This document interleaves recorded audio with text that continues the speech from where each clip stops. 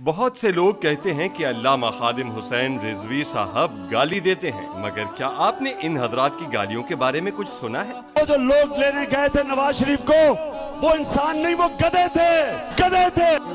جھنڈا بھی نا ماتا کالی سے دادے ڈم میں بچے دے انسان پٹھے کتے حرامزادے تمہاری کیا کوالیفکیشن بنے ہوئے ہو؟ چوتیا آدمی برباد کرتے ہو۔ تیرا باپ 430 تھا، تیرا سارا خون کتوں کا خون ہے۔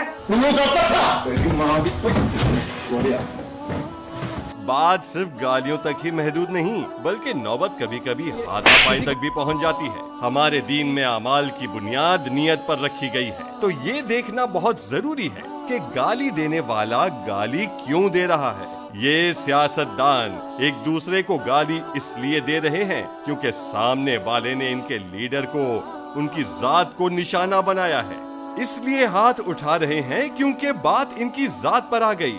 مگر جانتے ہیں خادم حسین رضوی کی جو کلپ ہر جگہ گردش کر رہی ہے وہ کب کی ہے؟ یہ کلپ غازی ممتاز قادری کی شہادت کے دوسرے دن کی ہے۔ اس دن ہر عاشق رسول کا دل غم سے بوجھل اور ذہن غصے سے بپرا ہوا تھا۔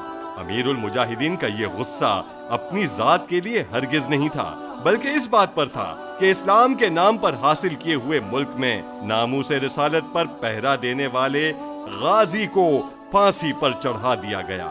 جس شخص کو امیر المجاہدین نے دلال کہا وہ طاہر القادری ہے، جس نے مغرب کو خوش کرنے کے لیے ناموس رسالت پر اپنا موقف ہی تبدیل کر دیا اور اس قانون کی مخالفت کرنے لگا کہ جو بھی گستاخی رسول کا مرتکب ہو، مسلمان ہو یا غیر مسلم، مرد ہو یا عورت، جو گستاخی رسول کا مرتکب ہو اس کی سزا قتل ہے۔ Whatever the law of blasphemy is not applicable on non-Muslims. It's not applicable on Jews and Christians and other non-Muslim minorities. It is just to be dealt with Muslims. ایمان تاثیر کی آپ نے بات کی، جس شخص نے اس کو مارا، whatever was the background، وہ شخص قاتل ہے، اس کو قاتل ہونے کی حیثیت سے سزا ملنی چاہیے تھی۔ دلال کون ہوتا ہے؟ جو پیسوں کے عوض کوئی چیز فروخت کر دے۔ تو پیسوں اور شہرت کے عوض دین بیچنے والے شخص کو دلال کہنا کیسے غلط ہو سکتا ہے؟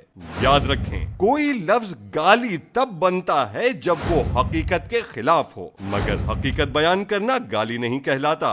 مثلا کتے کو کتا کہنا گالی نہیں، مگر انسان کو کتا کہنا گالی ہے۔ تو بتائیے امیر المجاہدین نے طاہر القادری کے بارے میں جو کچھ کہا وہ حقیقت ہے یا گالی؟ مسلم لیگ اور پیپلز پارٹی طاہر القادری کو اپنے سیاسی مفاد کے لیے برا بھلا کہیں تو جائز، مگر امیر المجاہدین دین کے دفاع میں اس پر تنقید کریں تو غلط، کیونکہ امیر المجاہدین نے جب بھی سخت زبان استعمال کی تو صرف اس کے خلاف جس نے دین سے غداری کی۔ میں آپ کو چیلنج کرتا ہوں کہ ایک بھی ایسی ویڈیو پیش نہیں کی جا سکتی جس میں امیر المجاہدین نے خود پر تنقید کرنے والوں کو برا بھلا کہا ہو۔ ان کا ہدف صرف دشمنان دین ہیں، ہم تو پھر بھی صرف سخت زبان پر اکتفا کیے بیٹھے ہیں۔ اب آئیے اصل مدے پر۔ سخت زبان تو سب نے استعمال کی، سوال یہ ہے کہ آپ کس کی سخت زبان کو نظر انداز کرنے کو تیار ہیں؟ ان کی جو سیاست کے لیے لڑتے ہیں یا ان کی جو دین کے لیے آواز بلند کرتے ہیں؟ فیصلہ آپ کا۔